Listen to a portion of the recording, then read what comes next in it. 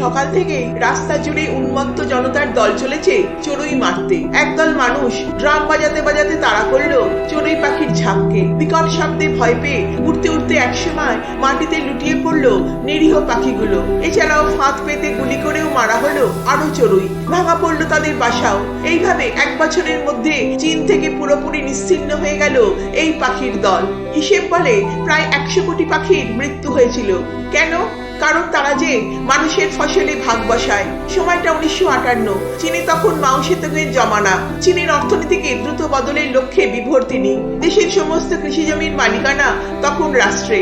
চলছে বেশি ফসল ফলানোর লক্ষ্যে নানা পরীক্ষা নিরীক্ষা। সেই সময় মাও সিদ্ধান্ত নিলেন চড়ুই নিধনের।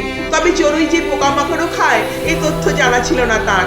চড়ুই নেই, খেতে পোকামাকড়ের উপদ্রবে নষ্ট হলো ফসল। 3 বছর ব্যাপী ভয়ানক দুর্ভিক্ষে মারা পড়ল 4 কোটি মানুষ।